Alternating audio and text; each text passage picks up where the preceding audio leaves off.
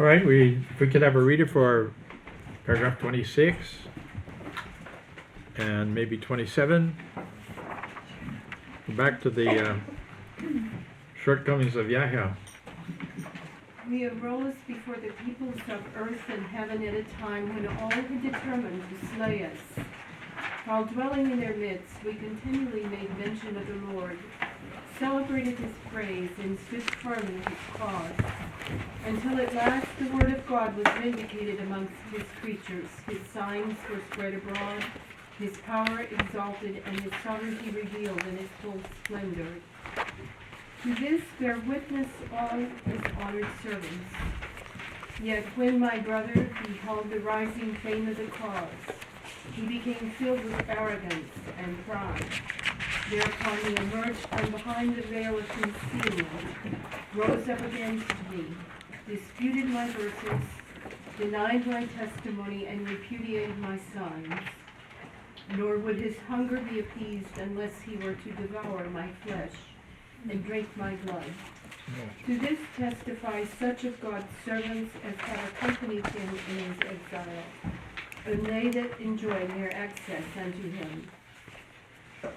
To this end he conferred with one of my servants, and sought to win him over to his own designs, whereupon the Lord dispatched unto mine assistance the host of the seen and the unseen, protected me by the power of truth, and sent down upon me that which thwarted his purpose. Thus were foiled the plots of those who disbelieve in the verses of the All-Merciful. They truly are a rejected people. When news spread of that which the promptings of self had impelled my brother to attempt, and our companions in exile learned of his nefarious design, the voice of their indignation and grief was lifted up and threatened to spread throughout the city. We forbade, however, such recriminations, and enjoined upon them patience, that they might be of those that endure steadfastly.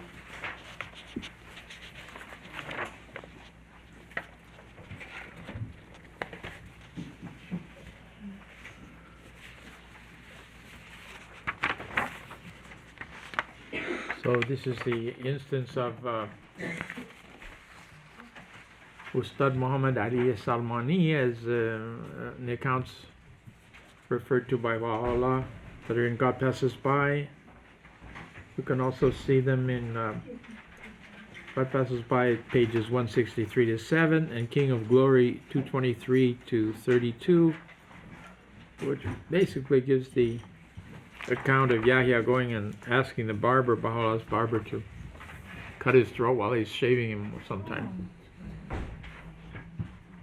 This is the reference to devour my flesh and drink my blood. He'd already poisoned Baha'u'llah by that time. Yeah. Any questions about that? Baha'u'llah, sorry?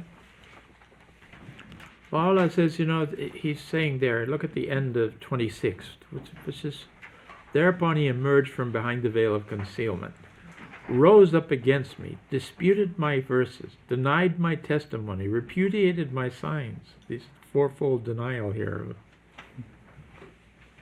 And then he wants to devour his flesh and drink his blood. And the friends who were present, of course, with the exile, amongst the exiles there, testify to all of that.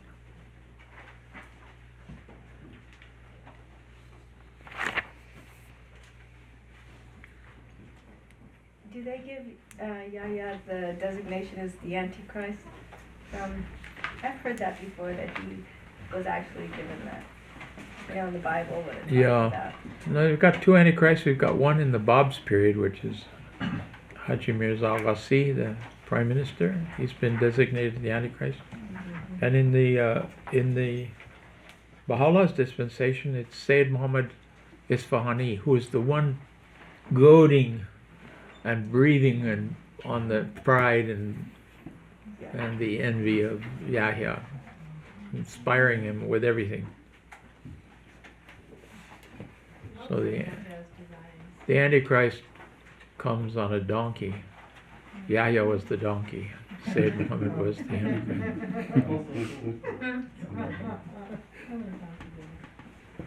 It said, he conferred with one of my servants and sought to win him over to his own desires. What were the desires? That's the description you see in the note on the next page, or you don't have my version here, so you don't know. But it's in God Passes By, page 163, and also King of Glory 223, and it's the barber of Baha'u'llah who then goes to Baha'u'llah and recounts that I would have killed him myself, but I thought you were going to be upset if I did that. But he wants me to cut your throat when you're there, and when you're the barber of the community. He wrote a memoir too, and it's been, there's a translation of that memoir. It was published many years ago. You can read Salmani's account, Story of the Philosopher. personally, right? Yeah, Of the barber? Yes. that's the account. And what's it called? Something. He was quite an amazing poet himself Yeah, he too. was actually. Stories of the what? Memoirs of, I think it was just memoirs Yeah, I of think it's just memoirs. his things. Yeah. Yeah. But friends, read God Passes By, the history. Read the history in God Passes By before you read it from the barber. Yeah. You know, for years the barber's version is shorter, and or the cook's version of Baha'u'llah's history is another one. It's nice, you know, that's fascinating. But go to the solid one. You know you have to take in the Guardian and out of that.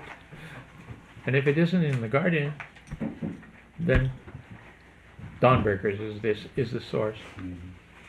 And the Guardian said anytime you publish a book in Persian, the history, if it varies at all from the Dawnbreakers, you have to make a footnote say, and in the Dawnbreakers, Nabil states this and this and this. So you've got the constantly the record of the one authentic, fully authentic version of that. And you'll recall Shoghi Effendi translated, but he edited and translated it. So he didn't put everything in, but he put everything that he knew should be in there. And the reason we don't have the original ones because we don't know what was supposed to have been left in and what was to come out. We have tablets from Baha'u'llah saying that after Nabil had submitted it all to him, he said that there's certain exaggerations and other. Nabil was given to a tremendous tirade of cursing against the enemies of the faith whenever he mentioned them. That's a little too heavy, so Baha'u'llah suggested cut that back and things like that. And we have that. We have a manuscript that's all marked by 5 hands on top of the original one. We don't know whose hand is which. We've done a lot of analysis, but it's not clear. And you can still read what was taken out.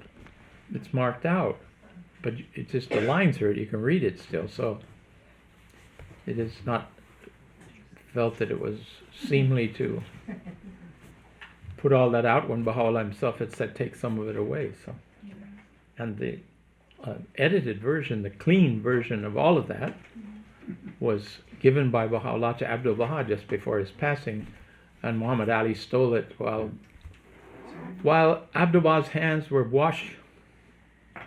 washing the body of the Blessed Perfection. This scoundrel took off. He said, "Oh, these are going to get wet." He took 2 satchels. In the evening, Abdul Baha asked him for the satchels. He said, "What satchels? No, I don't know anything." Some of it's coming back to us now. Wow. Yeah, the covenant breakers think it's important, so they give it to the museums. Museum and the British Museum got a whole box of it, tablets and everything else, and they didn't know what to do with it, so they called the authority that they knew about Mojan Momen, who's a Baha'i, to come and make a catalog of it all and assess it for them. So he copied it all for the House of Justice as well while he was at it. But there's still the covenant breaker papers, but you know, there'll be a way of assessing chemically, I think, what's authentic and what's not. They didn't mess with text as far as I could tell from the history. They didn't mess much with the text.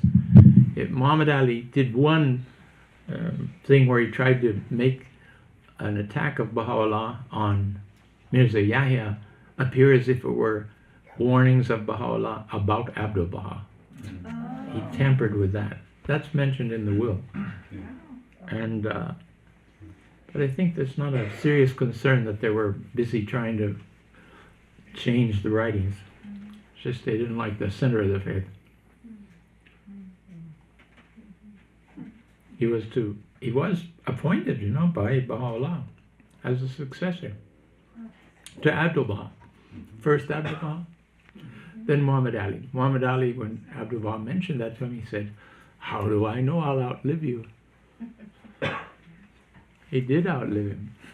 Way into the period of the guardianship where he saw pilgrims coming from all over the world.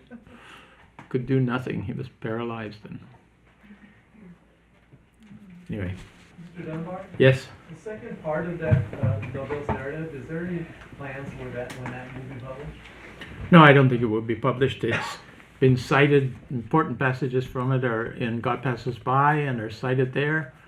And also King of Glory, the House allowed the Hand of the Cause Uzi to take out practically everything else that was of any significance. It's much shorter than the first part because they didn't have those terrific campaigns and things that were going on, so it's called part 2, but it's really not part 2. It's one book altogether, but the Guardian took it up to the period he took it. I wouldn't count on seeing it very soon. I don't think there's going to be much there to publish, but do absorb King of Glory because of that, and of course God Passes By.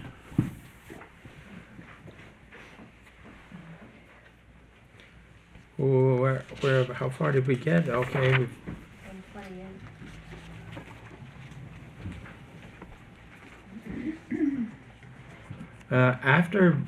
After Baha'u'llah revealed the Suriy-i-Amr, which is the Surah of the cause, so to speak, which was quite clear Baha'u'llah's position.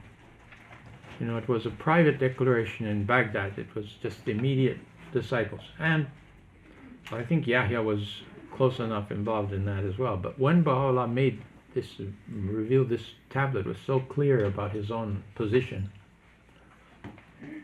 and he had some faithful Baha'is go to Yahya and read it out to him and ask him his response. And he said he wanted to think about it for a day or two. 2 days later, he made a counter-declaration in which he upheld his own divinity and that all creation was responsible to him and to obey him and to follow him. And that was when Baha'u'llah moved out of the house, separated the houses and separated everything. What do you mean by, were they living communally, or were they? No, but they were interspersed, and the food was all prepared in one place and things of that sort. So, as a community, there was a lot of mixing. So he separated the ways, and he separated himself both from his own followers. He had his family with him, but he didn't have the followers, because there was, I don't know how many there were, several dozens of them there in Adrianople, and they each had to decide whether they would side with Yahya on his claims or with Baha'u'llah on his. And this instance, one of the followers of Yahya, Babi still, but because not all the Babis became Azalis. There were some that didn't follow Yahya, but still believed in the Bab, but didn't accept Baha'u'llah. Kind of confusing, but there were a small amount of it. But one of these challenged Yahya. He said, "Why don't you do this contest before God of who's right and who's wrong?" And Yahya thought, "Well, this is a good chance to gain points," and he accepted, not expecting that Baha'u'llah would say, "Ready." And Baha'u'llah set out. The minute he heard it, he set out for the mosque, and that was that consternation in the streets, watching him with his group marching to the and chanting some verses that just were subduing the people. There's some stories even in Akká when Baha'u'llah would emerge and walk in the street, everyone would stop what they were doing and stand in humility on the side of the road. People that didn't know what his claims are. Just the power of him, that you can only imagine that scene going to the mosque. He went to the mosque and waited, and then Yahya said he couldn't come today. He would come some other day. then he didn't come. And that story went around. And when Baha'u'llah came in the mosque had full of people, and the Imam was giving a sermon, and when they saw Baha'u'llah, everything stopped. Just imagine. It's like you go in a church and there's a sermon on, and because you've walked in the door, everything stops. And it remained there until Baha'u'llah's bidding. Then when they heard this wasn't going to happen, he said, let's go. I've promised a visit to the taqiyya of the Maulana, of the followers of Rumi, the whirling dervishes. We should go there and visit them and pay them respects. So he went there. And also they were all twirling, and everything stopped when he went in the building completely, until he bade them to go on with what they were doing. Curious things. Where are we? 28, okay. Let's have some more reading, please. By God, besides whom is none other God, we withstood these trials with forbearance, and enjoined upon God's servants to show forth patience and fortitude, removing ourself from their midst, we took up residence in another house, that perchance the flame of envy might be quenched in our brother's breast, and that he might be guided aright. We neither opposed him nor saw him again thereafter, but remained in our home, placing our hopes on the bounty of God, the help in peril, the self-subsisting. When, however, he realized that his deed had been exposed, he seized the pen of calumny, and wrote unto the servants of God, attributing what he had himself committed unto mine own peerless and wronged beauty. His purpose was none other than to inspire mischief amongst God's servants, and to instill hatred by the one in whose hand is my soul. We were dismayed by his deceitfulness, nay, bewildered were all things visible and invisible. Nor did he find respite from what he harbored in his bosom, until he had committed that which no pen dare describe, and by which he disgraced the dignity of my station, and profaned the sanctity of God, the Almighty, the All-Glorious, the All-Praised. Were God to turn all the oceans of the earth into ink, and all created things into pens, they would not suffice me to exhaust the record of his wrongdoing. Thus do we recount that which befell us, that haply ye may be of them that understand. Yahya was a younger half-brother of Baha'u'llah. What was he, 8 to 10 years younger, I think he was. He was raised by Baha'u'llah in Baha'u'llah's home. He was always overwhelmed in Baha'u'llah's presence. Even in this late period, they said he was unable to open he couldn't speak when he was in Baha'u'llah's presence. One of his first acts we have recorded from Shoghi Effendi is he actually issued a fatwa, a death warrant against Baha'u'llah after the counter-declaration that he made, making anyone doing the will of God if they went and tried to kill Baha'u'llah. Not a very nice guy. Yet, with all of that, and with the testimony we've just read, there's this paragraph in the end of the Most Holy Book that says that we stand ready if Yahya repents of his sins to welcome him back and that he will be forgiven. And really, God is ready. I mean, In case you think you've done something God's not going to forgive, just take courage, because if he can forgive Yahya, he can forgive anything you can think of. Cooper, could you talk for a few minutes about Mirza Yahya and, not so much his actions or his personality, but his connection to the family and his, I guess, what you would say about the source of his perfidy?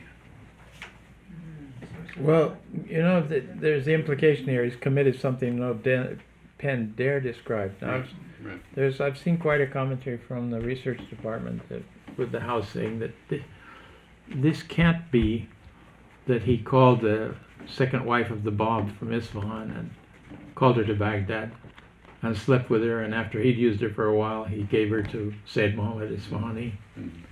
That's bad enough, but that was internal. Mm-hmm. It was the fact that Yahya and Sayyid Muhammad cooked up this thing of going to Constantinople and complaining before the highest authorities there Right. that they weren't getting an allowance that they should be getting, that the distribution of goods was not fair, and that just that's what he says: profaned the sanctity of God,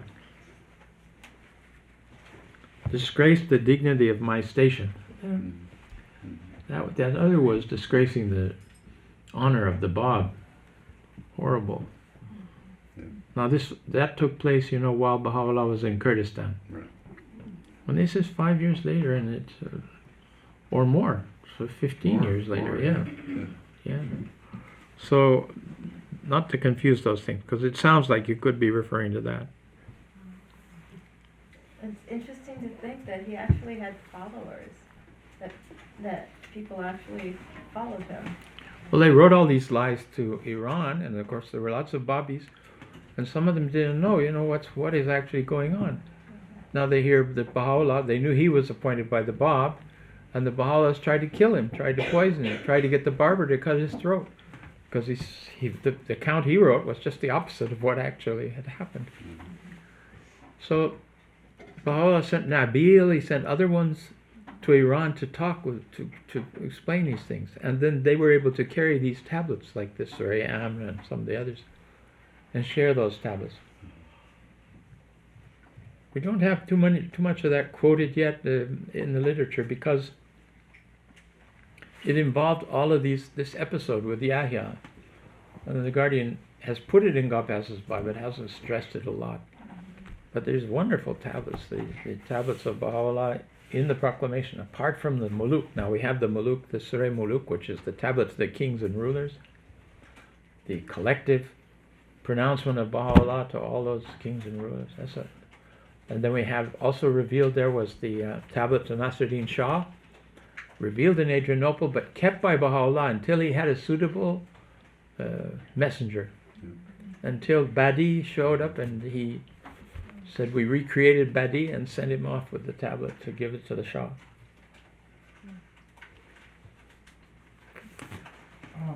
Cooper, Yeah?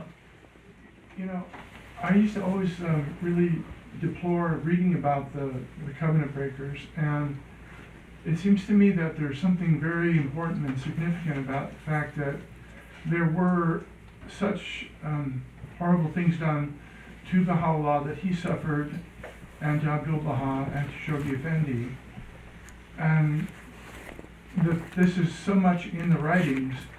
It seems that there's a great deal that we have to learn from this, or it would not be in the writings for us to carry on forever into the future. Yeah.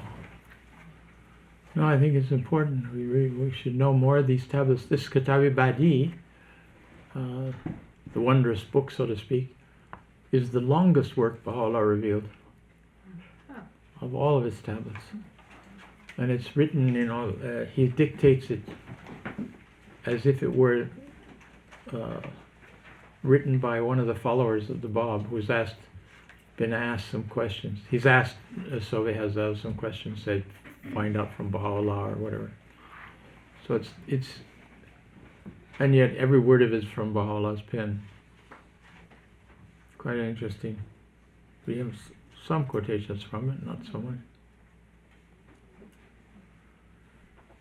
That's when he talks about these things like the immortal fruit and the mirror of eternity and those titles that the people they were stressing. How can this? You can't just pass that. You can't ignore that. And so much more was made of his nominal appointment as a successor to Baha'u'llah by the Bab than was intended. And they falsified some documents to try to make it even more important. I'm sure there'll be many detailed accounts of all of that. Also, Shoghi Effendi draws on that to create this pattern of crisis and victory, where he says that these crises would come to a head and then they would produce a great victory. And the crisis of Mirza Yahya was the proclamation to the kings and rulers. He links those two together. It fueled the great proclamation of the faith. In all of history, Baha'u'llah says, never has the message been proclaimed as it has in this day. And we have some history of Muhammad sending messages to rulers, some of the rulers of his time. There's a whole list of them. So it's not entirely unique in history. The Bab, of course, addressed Muhammad Shah, kings of the West, rulers of the West, in the Qayyum al-Asma. Is that book ever going to, are we ever going to see that? Which one? The one that, I think, that was taken, no, well, that one too, that one, or the one that was taken to the Shah in the Babi dispensation? Those are translated, major passages of those are translated in selections from the writings of the Bab. The tablets of the Bab to Muhammad Shah. You can find those there. And the tablet that Badi took to the Náṣiri'd-Dín Sháh is published in its entirety in Summons, the book Summons that you have in front of you. And it's the longest tablet to any single sovereign.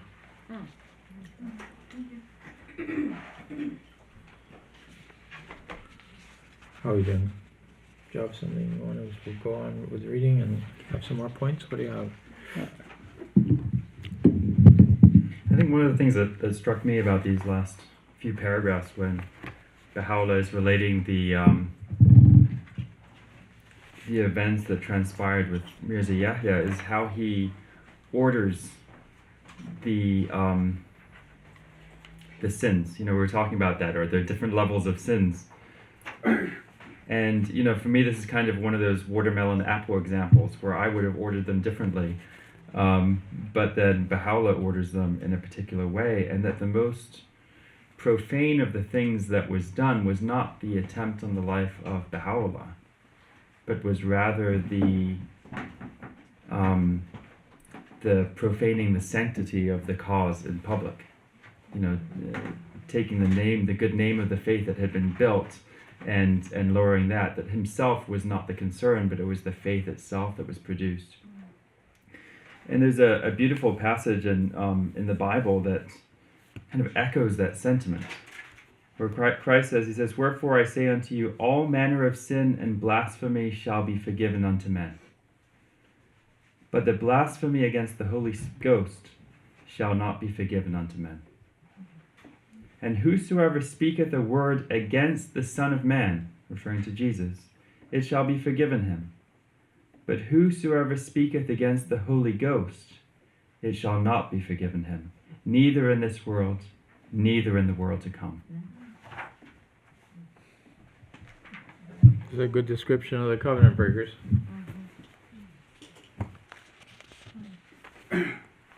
There's not, there's some in the Priceless Pearl, we see some of what happened to Shoghi Effendi. But it was very poignant hearing Khanum refer to it, Ria Khanum refer to it in the Holy Land. Occasionally she'd touch on the subject. One day we were with her and she said, there were 10 years she said, I never saw Shoghi Effendi smile. That broken he was with the family, 41 to 51.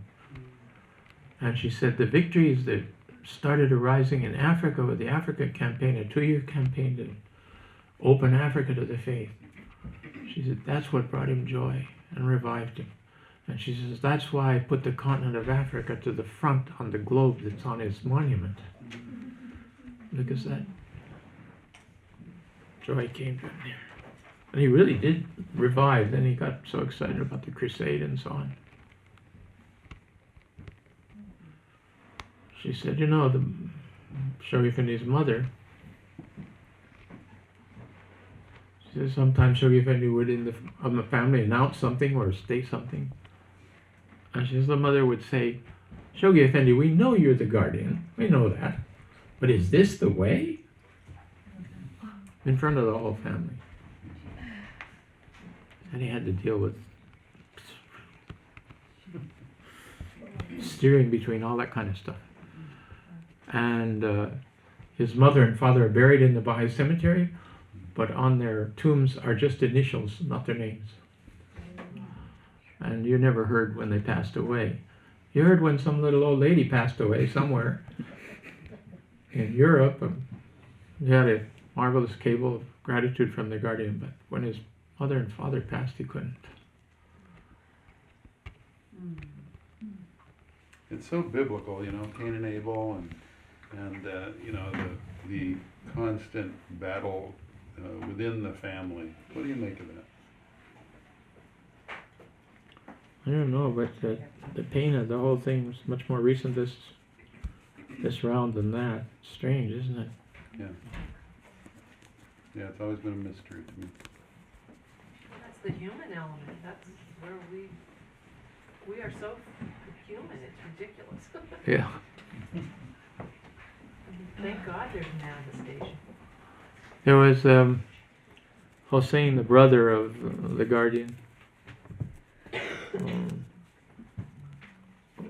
Khanum said one day he came demanding some papers, property papers or something, at the door, and kerfuffle and noise, and the guardian came from upstairs. He heard that. He came down, asked what was going on, and said that he wanted these papers. He was going to give them, and Shoghi Effendi said that they weren't his, he couldn't do it.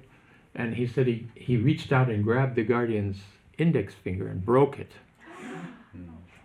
And actually we have the thing that was on the splinters, I mean whatever it was, is in the archives. And Ria Khanum, there's several letters he wrote some days later to a letter to Dorothy Baker, in which he says, sorry I couldn't answer you sooner, I suffered an injury to my finger, which had kept him and really made it difficult for him to write. Not very pleasant people. Anyway, Can I say something? yeah, then we have to get back to the positive promises here, which is exactly what Baha'u'llah does in the tablet here at this point. He has God addressed, O pen of eternity, you know. Grieve not at these things. Yeah, I think it's interesting that, again, going back to this voice, you know, that sometimes it's God addressing, sometimes Baha'u'llah addressing, and that the grievances seem to always be addressed by Baha'u'llah himself, the pen, you know, and then you get this response coming back. But, you know, just on this point of family, you know, I think this is one of the reasons why when you read the Suriy-i-Haykal, there's such, there's so many allusions to the story of Joseph.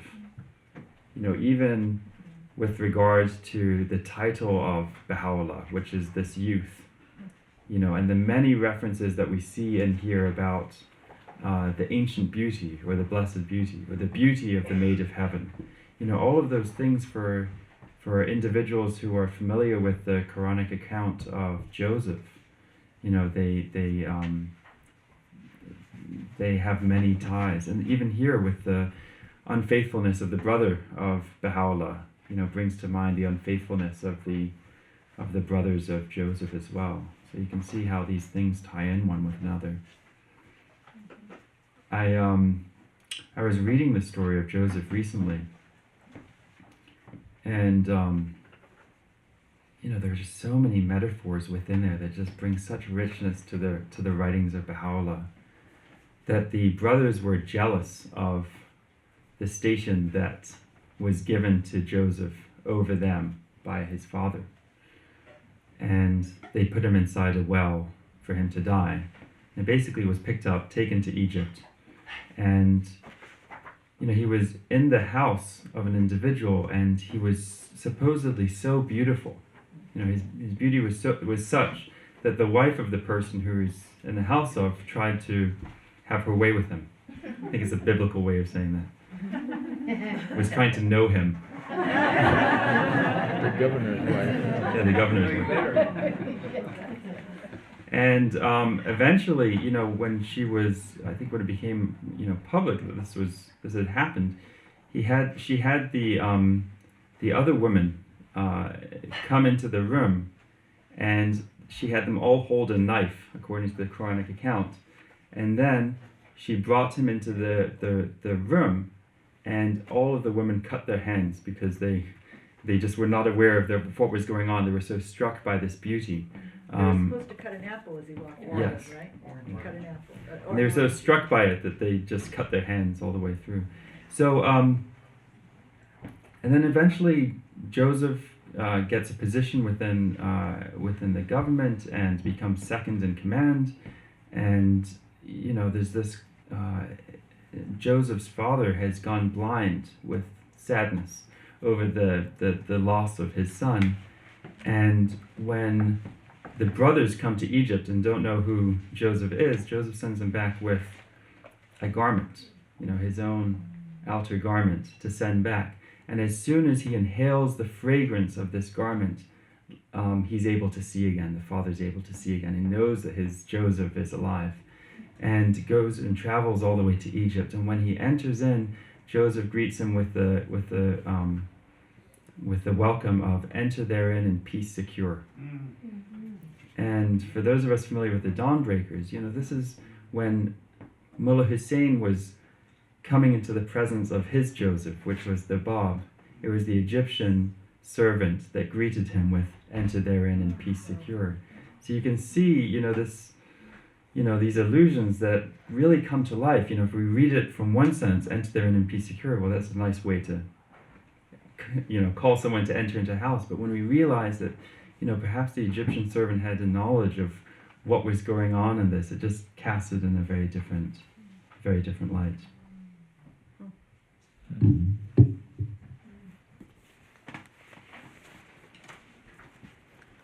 O Pin of Eternity, someone read that for us, please.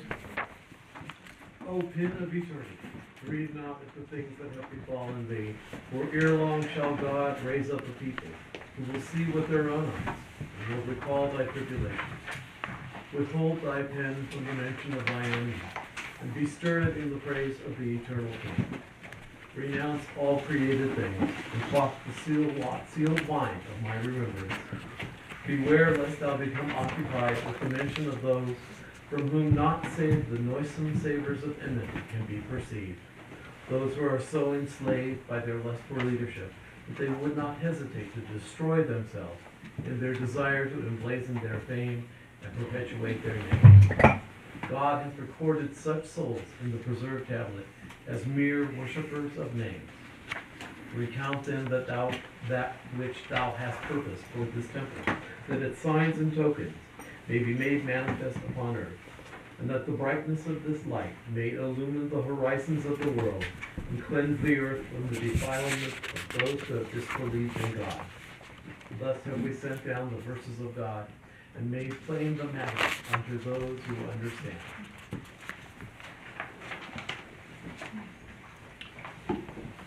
Continue Sure. the following paragraph. O living temple, stretch forth thy hand over all who are in heaven and on earth, and seize within the grasp of thy will the reins of command. We have verily placed in thy right hand the empire of all things. Do as thou willest, and fear not the ignorant. Reach out to the tablet that hath dawned above the horizon of the pen of thy Lord, and take hold of it with such strength that through thee the hands of all who inhabit the earth may be enabled to lay fast hold upon it. This, in truth, is that which becometh thee, that thou be of those who understand. Through the upraising of thy hand to the heaven of my grace, The hands of all created things shall be lifted up to their Lord, the mighty, the powerful, the gracious. Ere long shall we raise up, through the aid of thy hand, other hands endued with power, with strength and might, and shall establish through them our dominion over all that dwell in the realms of revelation and creation. Thus will the servants of God recognize the truth that there is none other God besides me, and help in peril the self-subsisting. With these hands, moreover, we shall both bestow and withhold, though none can understand this, save those who see with the eye of the Spirit.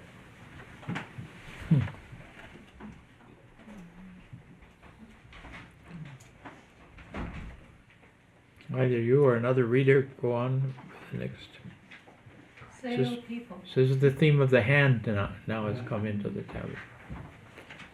Say, O people, can ye ever hope to escape the sovereign power of your Lord?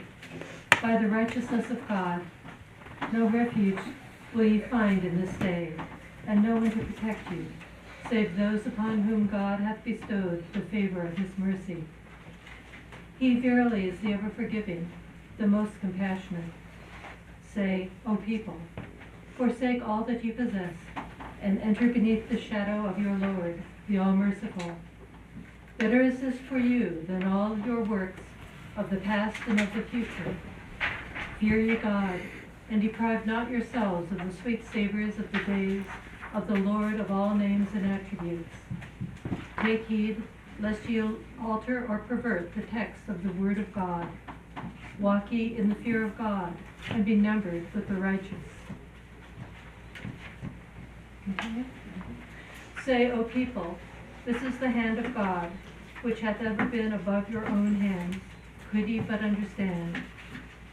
Within its grasp we have ordained all the good of the heavens and the earth, such as no good shall be made manifest, but that it proceedeth therefrom. Thus have we made it the source and treasury of all good, both aforetime and hereafter. Say, the rivers of divine wisdom and utterance, which flow through the tablets of God, are joined to this most great ocean, could ye but perceive it. And whatever hath been set forth in his books hath attained its final consummation in this most exalted word, a word shining above the horizon of the will of the all-glorious in this revelation, which hath filled with delight all things seen and unseen. The rivers of divine wisdom and utterance which flowed through the tablets of God are joined to this most great ocean. There's another passage in the writings where Baha'u'lláh refers to He who is the most great ocean. These titles are really refer to the reality of the manifestation in so many different ways. You think the ocean of his revelation must be his writings, but it is him from whom hath flowed the revelation. Immerse yourself in the ocean of the revelation is also immerse yourself in the presence of the divinity of Baha'u'lláh.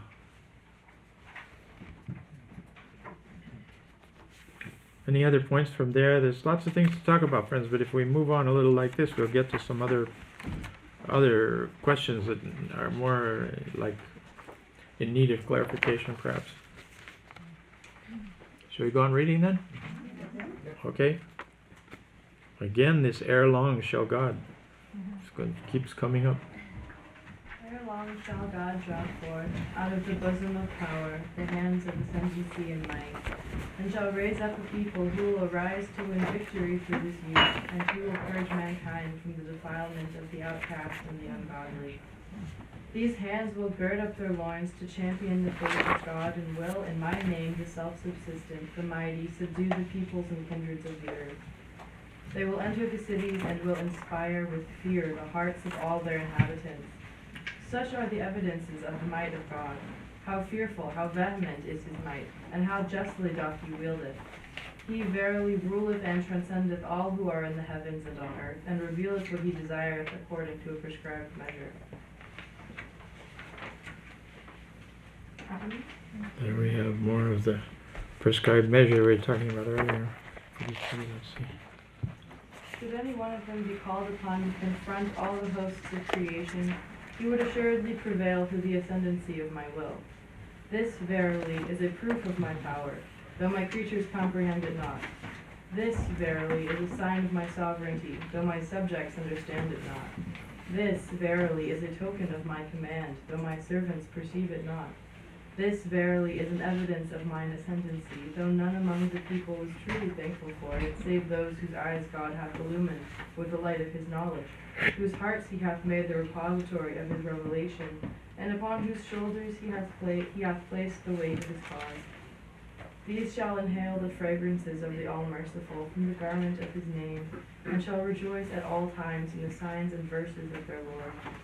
As for those who disbelieve in God, and join partners with him, they shall indeed incur his wrath, shall be cast into the fire, and shall be made to dwell fearful and dismayed in its depths.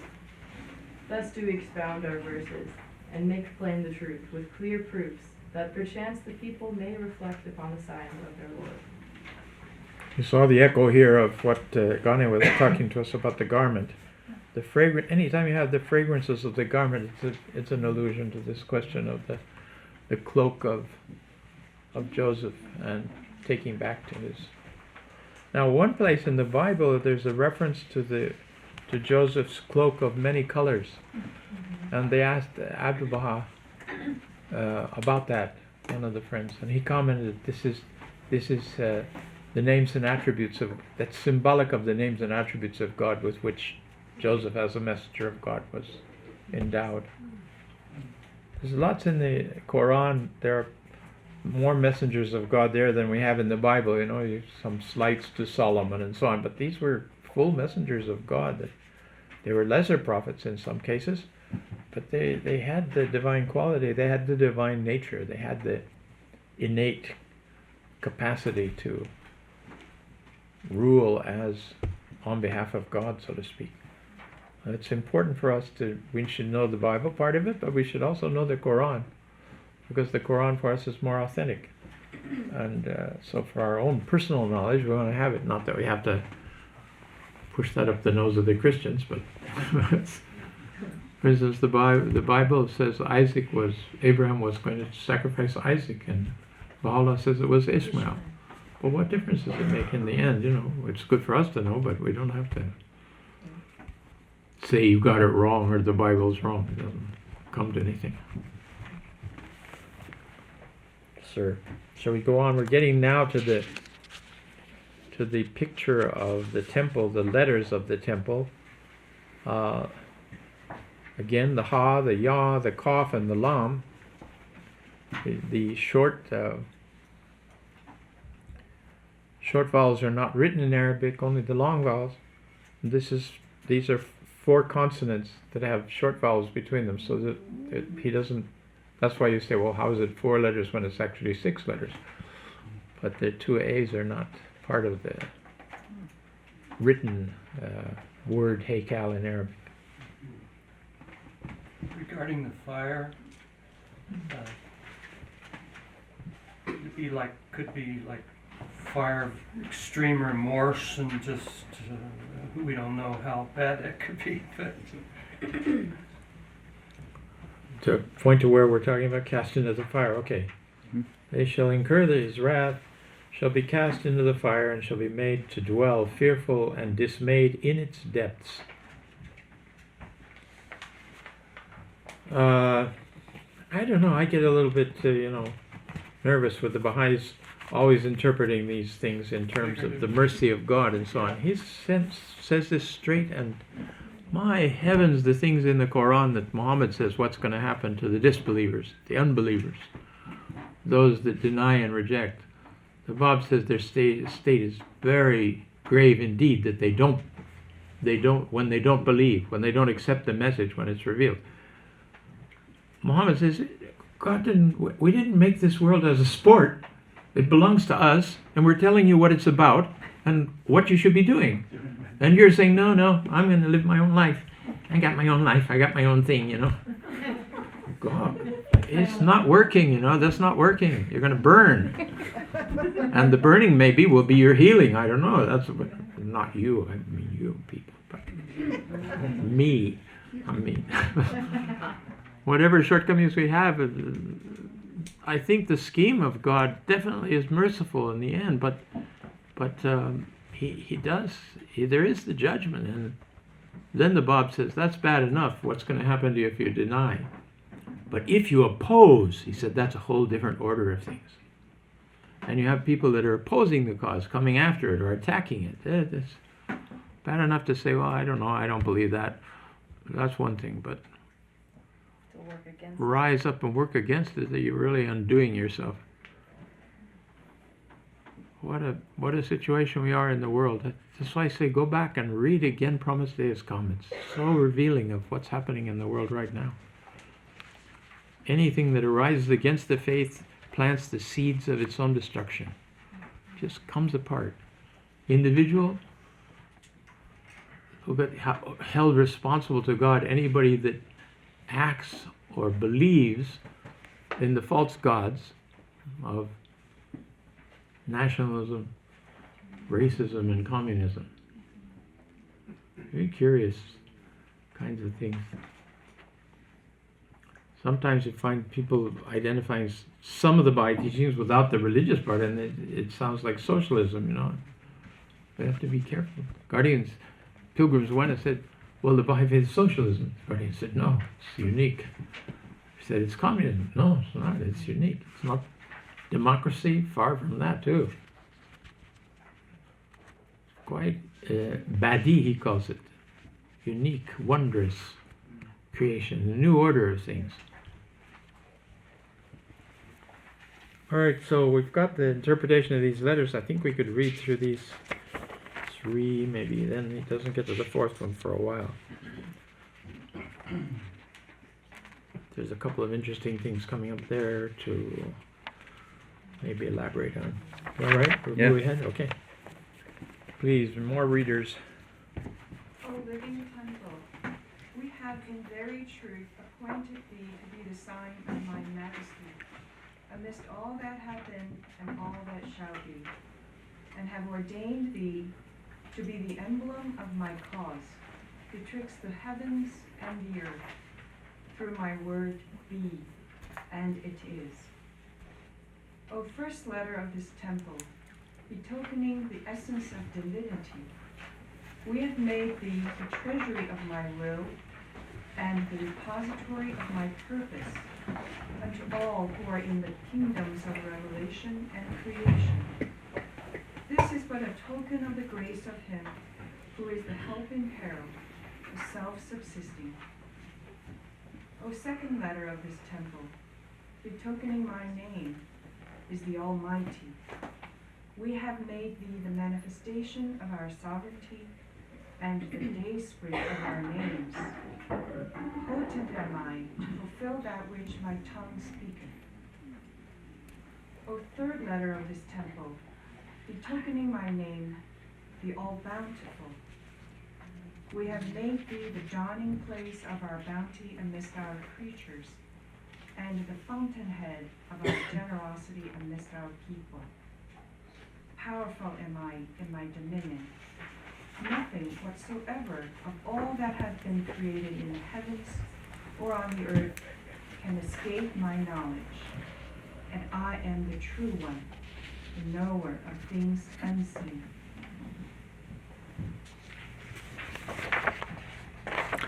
Notice we've subtly switched from limbs to letters, limbs of the temple that is the manifestation of God, likening his limbs. Now we've gone to the letters of the name of it. So you're again moving from the idea of the concept of the living temple to the concept of the book as the temple. You know, these individual letters have to do with the, for instance, he's evoking in the first one from the Ha, the H of Hoviyeh, which is the essence of divinity. It's also, I think, Ghaneh mentioned that the equivalent, the numerical equivalent of Ha is 5. And that comes up also in our intercalary days. These are the days of Ha that we're called upon to discern. And what does he say about those days? He says these are such that they are not included. Because they're the days of Ha, they're not included in the calendar. they transcend the calendar because they have to do with the essence, and you can't catch the essence in the scheme of months and days. So they have their own separate space. Blessed space it is. And we take the likeness of that, giving and the generosity and the bounty of God, and we extol God in those days and we give to others. We, you should be a little cautious that we don't go too far because we don't have a Christmas, so we make the Ayami-Ha, the days of the divinity of God, into the Ayami-Ha-Ha and have a good time, and this is the time to have a party. And let's get this straight first. These are exalted above all the other days of the year because they're associated with the concept of divinity. Very interesting from the emphasis we kind of fireside emphasis or communal emphasis because of the kids. We want to give, it's fine, we give kids, we give gifts, but let's say we're giving gifts because it's the nature of God. He gives to us all the time, and because He invokes us in these days to be generous and to give to others and give to the poor, give to ourselves, give to the family, give to the poor. You'll see that in the prayer when you read it again. The Ayami-Ha. What else? We have so the second one then is the second letter is the Y, the Ya. And it's the second letter is Qadir, the Almighty, of which Ya is the third letter. In other words, he's taking one letter from and using it as the sample of the name. It's not exactly that you have to have the first letter in each case. He's chosen first letter in one case, third letter, second letter in another case, or third letter in another case, and then third letter also in the last of the three that we have here. The third letter of this temple is Qaf, the K of the Haykal, and he likens that to the word Karim. And then the fourth letter is Faz, the Lam, which is the last of the four letters, and he likens that to grace, Faz, or grace. It's the last letter, third letter of that.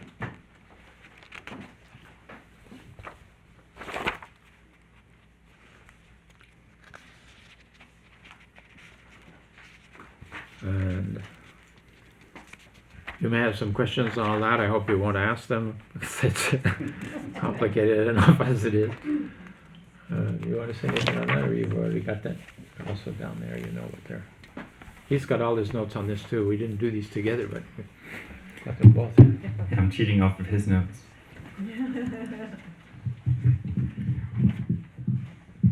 But I think one of the useful exercises to do in these particular cases where we have, initially the construct of the temple itself, and you have the head that has a certain role, and the arms that have a certain role, and the feet that have certain roles, and the breast that has a certain role, and the heart that has a certain role, is to actually figure out what those roles are. To go back to the particular passages where he's mentioning these things, and to create a diagram where you can see the symbolism that's used and what that means and what's done. I think it's useful in looking not just at the Haykal, but using that to look at some of the other writings of Baha'u'llah. And here the same thing can be done with the letters that are done from the H, Y, K, and L, which make up Haykal. I think it's interesting that, because if you look at the structure of the Suriy-i-Haykal, he goes into the various parts of the body, where he mentions 7, I believe it is. Yes. Did you get 7? Yes. I got 6 so far. I got one more. It was eyes, then ears, then tongue, then hand, then foot, then breast, then heart. And each one of those has a particular function. The eyes have the function of vision, the ears have the function of understanding, the tongue of might, the hand with bounty, the feet with steadfastness, the breast with sincerity, and the heart with knowledge. So you get these 7 different levels. And then with the letters, you get the 4 different levels, with the H, Y, K, L. Which kind of brings to mind the concept of the 7 valleys and the 4 valleys as well. And, I'll let you play around with that. But it's interesting that he's shifting halfway through. He goes through 4 and then he stops. And then he goes through the other, he went through 3. He went through 4 and then he stopped and then he went through 3.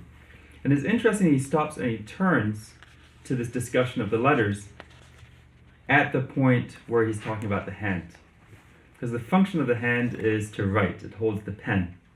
And so you see this beautiful poetic shift in his writing here from going from the temple itself as the physical components to then actually describing the function of the component of the hand, which is to write, and therefore he goes into what's not a digression, but actually a nice synthesis of what he's been referring to before. And when you look at it, when we take out the different components of the letters and what they mean, the first 2 letters refer to divinity and might. They talk about the power. And the next 2 refer to, as Mr. Dunbar was saying, bounty and grace, which are opposites of those. These are 2 opposite things on the spectrum. You have might, and then you have bounty. So you get these opposite realities interacting, just as we had with the temple itself of the Godhead speaking and that of Baha'u'llah as the servant as being opposites from each other. Now we're getting these qualities that are playing off as opposite of each other. And if you look at the individual components of these letters, you see the opposites playing off of each other as well. Because when he's talking about divinity, he says, "We have made thee the treasury of my will and the repository of my purpose." And as Mr. Dunbar was saying, that this is, in Arabic, the terms mashiat and iradeh. These are the 2 opposite stations which, when they interact, they bring creation into being. You have to have opposites. You have to have, when you're wanting to create something, you have the mind that has the idea of what you want to create, and then you have the substance itself that has to be conformable to and plastic enough to be able to meet what the mind wants it to become. And when those 2 things interact, it brings about some form of creation. So you have that opposite there. If you see the second letter of the temple, which is talking about the Almighty, we're talking about the sovereignty and the dayspring of our names. The sovereignty is the one that has all of the names and titles, and the names are the things that are bestowed upon them. So they're opposites of each other. And then when we're talking about the third letter of the temple, the All-Bountiful, it says, "We have made thee the dawning place of our bounty," referring to the sun amidst our creatures, and the fountainhead of our generosity, referring to water. So this idea of fire and water being opposite of each other, you can see these opposites playing not just at the level of the overall structure of the Suriy-i-Haykal, but all the way down to the component parts of what it's talking about. It is talking about this dual station in reality being one and the same. When he says dawning point, does he use the word mashriq? That's a very good question. I'm not sure. But you see the same thing in Kitabi Akdas. He says, someone help me out here. How does it begin? "In the name of him who is the supreme ruler over all that hath been and all that is to be, the first duty prescribed by God for his servants is the recognition of him who is the dayspring of his revelation." So fire represents the revelation, who is the dayspring of his revelation and the fountain of his laws. So fountain representing water. So this idea that the revelation you have on one side, and then you have its application on the other side, which is opposite, which is the laws. But both of those are inseparable from each other. They're one. So this structure that we're talking about, where within the person of Baha'u'llah is both the Godhead and servitude in one, and you can't separate the 2, is the same thing that manifests itself in the structure of the Suriy-i-Haykal, and is the same thing that manifests itself in every single law that we have in the Baha'i faith, has that same structure within it, and in the structure of how Baha'u'llah describes the relationship between the revelation and the law, that these things are inseparable from one another. And we see that in this tablet as well.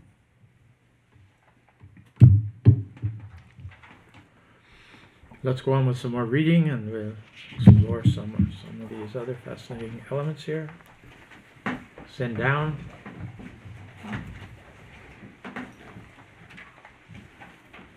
O pen, Send down out of the clouds of thy generosity that which shall enrich all created things, and withhold not thy favors from the world of being. Thou verily art the all-bountiful in the heaven of thine eternity, and the Lord of infinite grace unto all who inhabit the kingdom of names. Look not upon the people and the things they possess. Look rather upon the wonders of thy gifts and favors. Gather then thy servants beneath thy shade that shadoweth all mankind. Stretch forth the hand of bounty over all creation, and the fingers of bestowal over all existence. This verily is that which beseemeth thee, though the people understand it not. Whosoever turneth his face towards thee doeth so by thy grace. And as to him who turneth away, thy Lord in truth is independent of all created things. Unto this bear witness his true and devoted servants. Ere long shall God raise up through thee those with hands of indomitable strength and arms of invincible might, who will come forth from behind the veil, will render the all-merciful victorious amongst the peoples of the world, and will arise so mighty a cry as to cause all hearts to tremble with fear. Thus hath it been decreed in a written tablet. Such shall be the ascendancy which these souls will evince, that consternation and dismay will seize all the dwellers of the earth. Some of this is related to the institution of the hands, but not entirely. The translators asked that they didn't want to see the capitalization of hands here, because then it puts it in an unequal footing with the other parts of the body. And they didn't like the idea of capitalizing feet.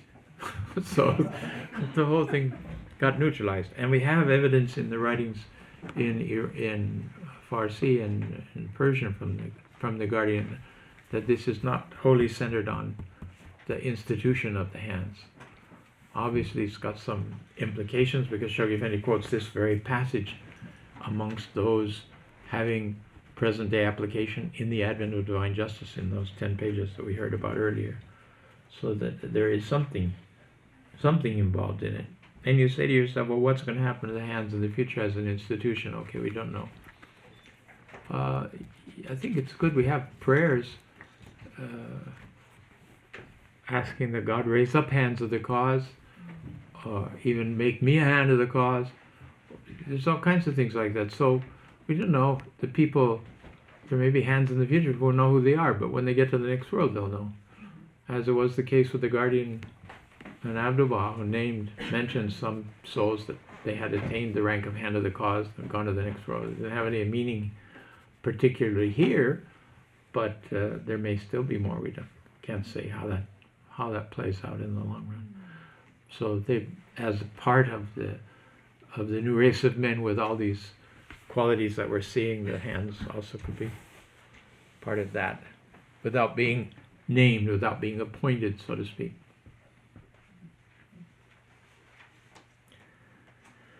There's a quote here that also is the next one: "Beware lest ye shed the blood of anyone." This is cited by Baha'u'llah also in the Epistle of the Son of the Wolf, this exact paragraph, half the paragraph down to understand. And this is very interesting. This is the first of the legislative enactments that are mentioned in the Haykal.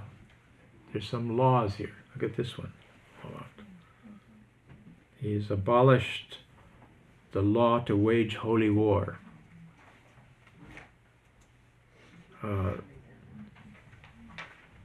You have the summons here? Do you have a copy of summons? No.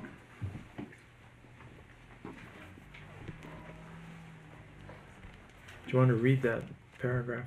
Do you want to read this paragraph out, and then we'll come back to the point I wanted to make here?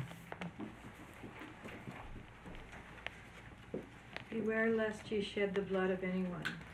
Unsheathe the sword of your tongue from the scabbard of utterance, for therewith ye can conquer the citadels of men's hearts. We have abolished the law to wage holy war against each other. God's mercy hath verily encompassed all created things, if ye do but understand. Aid ye your Lord, the God of mercy, with a sword of understanding. Keener indeed is it, and more finely tempered than the sword of utterance, were ye but to reflect upon the words of your Lord. Thus have the hosts of divine revelation been sent down by God, the help in peril is self-subsisting, and thus have the armies of divine inspiration been made manifest from the source of command, as bidden by God, the all-glorious, the best beloved. Okay. If you have summons, if you go to paragraph 210, we have a passage here where Baha'u'llah has revised and given the meaning of rendering assistance unto God, which is really based on the whole Islamic idea of jihad. He's explaining what is jihad. The Lord of the age has redefined it away from the interpretations that these crazy people are applying it presently. And you want to read this first for us? Can you read the first paragraph? Ask Ghaneh to read the first paragraph for us of the meaning. It is clear and evident that the one true God, glorified be his mention, is sanctified above the world and all that is therein. By rendering assistance unto God, then, it is not meant that any soul should fight or contend with another. That sovereign Lord, who doeth whatsoever he pleaseth, hath entrusted the kingdom of creation, its land and its seas, into the hands of the kings. For they are, each according to his degree, the manifestations of his divine power. Should they enter beneath the shadow of the true one, they will be accounted of God, and if not, thy Lord verily knoweth and observeth all things. Then he goes on to say what God has reserved for himself are the hearts of people. And that this is the rendering assistance, is to awaken those hearts through the Word of God, to enliven them, make them to come to their Maker, to turn to their Maker, so to speak. And this paragraph also elicits a difference between utterance and the sword of understanding. You've got the sword of utterance and you have the sword of understanding. The sword of utterance is bayan.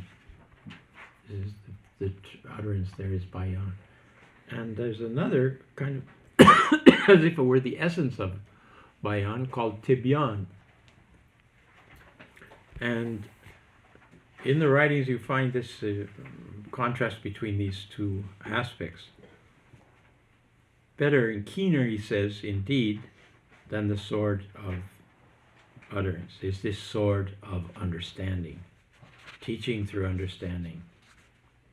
Nosrat is the victorious assistance explained in this other tablet. You want to read the rest of that? You saw the first paragraph of it. It goes on for a page and a half more. And take cognizance of that. What's the relationship of this understanding to utterance? Some of the passages that they found bearing a relationship where the tibyan, or the understanding, is like a heaven and the utterance is like the earth.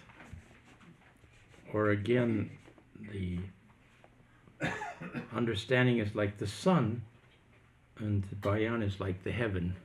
It's the sun in the heavens. So this relationships talks about that. The sword, the understanding is like the sword, and the bayan is like the scabbard that holds the sword. You know, from the proofs of the manifestation of God, he said first in a tablet in cited in the Gleanings, he talks about the proofs. The greatest proof is the manifestation himself is the first proof of the prophet of God, his own being. And after that is his revelation. And after that, the verses and the meaning of the verses. Interesting, revelation is separated from its meaning. In other words, it's the power of revelation. The Bob speaks about that too.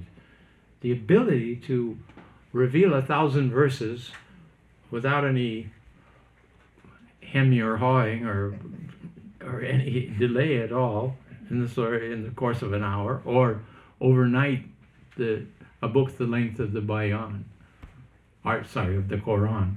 For the Quran, there's a whole big book of it. It's amazing kind of all coherent, all exactly like what we're seeing here. Quite extraordinary. Then if that wasn't enough, okay, then you've got the proof of the content of the verses themselves. In the Holy Land, you're aware of these various stories that the pilgrims, when they were there with Baha'u'llah would oftentimes excuse himself or dismiss the pilgrims, saying that thank you, it was so nice to see you, and we'll be with you later on. Whenever he felt impelled that revelation was coming, he would do that. He wouldn't reveal in front of the friends generally, as a courtesy to them. The ones who were close understood, because the power of it was so overwhelming that people would react in very strange ways to it. And the little that we know about it, Baha'u'llah, when he was receiving revelation, he would oftentimes perspire. And this is distinct from the times when he'd be with the friends and he'd recite a tablet that's already been revealed, that he's revealed already. From memory, he would just chant it for the friends or share it with them. But when it was coming from the heaven of divine utterance, so to speak, into his being, that was another moment. And the secretaries had a hard time following what was going on because of the intensity of it. I have Akká John a couple times, he's written some things about it. He says that when Baha'u'llah was in the full flow of the revelation, he was shining like the sun. And his voice was like the thunder, rolls of thunder coming off him, going out to the ends of creation. And he says at such times it was impossible to discern the words. And he said oftentimes, generally I'd be able to write one of every 5 verses of Baha'u'llah. He's taking down dictation. Right. Later he'd sit with Baha'u'llah, and Baha'u'llah would say, what do you have? And he'd say, and then he'd fill in the blank spots, and then they'd have a clean copy made of it after that. But it was overwhelming, and sometimes they'd have to call the servant to come and sprinkle rose water on Akká John to wake him up from a reverie in the middle of hearing the revelation, because he had so much to do. So he had so much to copy these things and to keep track of them.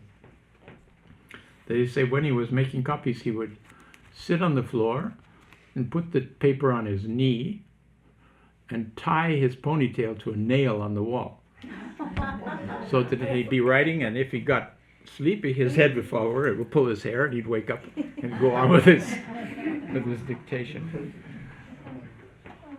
So if you have trouble reading the writings, that may be a suggestion for you.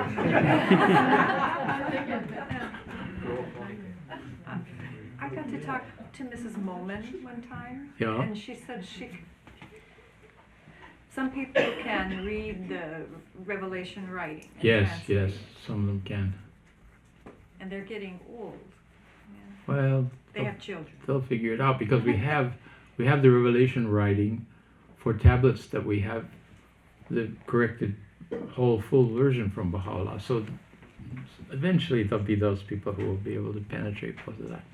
But the Revelation writing also, one of the covenant breakers sent to the office actually a pile of Revelation writing that was falling apart. They touched it and it fell into flakes. But those were, I mean, there were piles of them because there was so much revelation. But it doesn't mean that they're unique or haven't been seen. It's just they were the draft copies, so to speak, of what we had. Ruhula's brother was in the Holy Land when they were boys. He saw that Baha'u'llah was dismissing people all the time, and he asked what was going on, and he said he's revealing. That's the time he's revealing. So he became curious, and he said, is it possible to be present one time when revelation is taking place? And they said, we didn't know. We'll ask the Blessed Beauty. And so they asked, and after some days, he was playing outside the mansion, and the family called him, come in, come up. So he came up. He said, Baha'u'llah wants to see you. So he went to the curtained room that you know if you've been there to the mansion. And they told him, you just step inside. So he stepped inside, and he saw Baha'u'llah was pacing and chanting. And he heard him, he's chanting. So he said, at first I thought it must be chanting a poem or a tablet or something. But then he said, my knees weakened and I started falling down. And in the process, Baha'u'llah turned to me and said, Khuda Hafiz, goodbye. And the family pulled him out from under the curtain because they knew what was going to happen. And they went and took him and sprinkled rose water on him and got him awake. And he said, what was that? And he said, well, you wanted to be there when revelation was taking place. Now you understand why he politely excuses us on such occasions. So, some sweet stories like that. Yep. This distinction between the sword of understanding and the sword of utterance. Something came to me, I remembered that verse where Baha'u'llah says, not everything that a man knoweth can be disclosed. So that degrees, if you go through that, it requires an understanding of your audience, the person actively listening, that you listen to the person and know them so well that you know when they are prepared to accept something or if they're not ready to be shared with them. Yes. So that kind of to me, that seems to be a sort of understanding, is that wisdom that tempers the timing, the audience, etc. It's a really powerful quote. Yeah. I've not seen anywhere else. It's in Gleaning. I don't know what tablet it's from. Of course, that in all of our teaching, if we want to depend on the guidance of God, we ask Baha'u'llah, Yeah. place traces of the Supreme Pen in my speech, and inspire us with what the hearts need to hear. It's very important. I think the teachers, you hear teachers say that the audience comes that I had some questions and you answered them one after the other, and they used to say about the guardian too that he does he read the minds or didn't he read the minds was a question that was kind of on. People couldn't tell. He seemed so inspired and oftentimes would address exactly what they were thinking now. Whether that he had conscious knowledge of their thoughts or God inspired him at the time to answer that particular point it's hard to distinguish that. Mr. Kaze, the hand of the cause, came to the Holy Land, had pilgrimage. He was with Mr. Khadim, the two of them destined to become hands of the cause, but not yet named hands of the cause. At the time that the Guardian opened the gates of pilgrimage, after between 41 and 51, there were no pilgrims. So that was also a period of difficulties because of the family on the one hand, then the war, the Second World War, and then the War of Independence of Israel itself. So there was this very agitated, long agitated period there. And when he was going on pilgrimage, Mr. Fortan or somebody said, be careful because the Guardian reads your thoughts. And he was quite nervous about that. He said, I'm a military officer and a veterinarian and a little bit rough life, and I thought, I don't know what's going to come in my head in the presence of the Guardian. But he said, okay, so we'll pray and put it in the hands of God. We went there. So the first days they arrived there, the Guardian came up in the afternoon, and he took Mr. Khadim and Mr. Kaze, Jalal Kaze, took him to the shrines, went to the shrines. And they went in, the Guardian went ahead, and chanted the visitation. Imagine, the sign of God on earth chants the visitation. Such glorious times they were, really. And they both were standing back at the back on the two sides. And then he said that Shoghi Effendi, afterwards he prostrated himself, and then with respect to the shrine he started backing out. Well, then they looked at each other. Now here's the sign of God coming between us, and we're facing the shrine, but he's the guardian of the faith, and what do we do? So Mr. Qazi said, we didn't know what to do, so he said, he was a big man, he said, we half-halved it. Half to the guardian, half to the threshold, hoping that everything would be all right. So as soon as that happened, he said, then we went forward and prostrated ourselves and said our prayer, and the came backed out. Also, when we came out, Shoghi Effendi had put his shoes on and was pacing back and forth. And he says, as we were putting our shoes on, Shoghi Effendi said, the station of the shrine is very great. He said, the friends don't understand the station of the shrine. So we knew which friends he was talking about. That was perfectly clear. And then he started citing from tablets about the greatness of the Bab, the greatness of the shrine. And he said, by that time we were walking, we're following him, we're out in the front of the shrine. And he was walking ahead, and he was talking, citing the tablets and so on. And then he said that, and then he said that this point of adoration of the Bab, he said, is the point around which are circling all the prophets and saints and holy ones of the past. The martyrs and everyone is here, circling around. And Mr. Qazi said, what? He said, what's left for Baha'u'llah? He said in his head. The guardian stopped, turned around, looked straight in his eyes, and he said, I knew the guardian knew what I thought. And then Shoghi Effendi said, then the Bab and all those that circle around him circle Baji. Didn't ask him what he was thinking, he just told them the answer, and they went on from there. Curious story, huh? Okay. Yes. I heard some years back by Leroy Iowas. I'm sure some of you are familiar with it, but he, in there, his kind of humorously, he said that you had to be very careful what you thought in the presence of the guardian.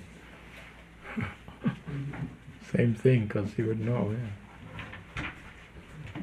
Helen Bishop tells the stories. Helen Bishop was a Baha'i from Oregon and quite an intellectual woman, and she traveled and spoke about the faith in universities in Europe, and then she went on pilgrimage, and she made a little list of questions for the guardian that she thought would be, really meaty, appropriate questions to ask, that she wanted to ask them.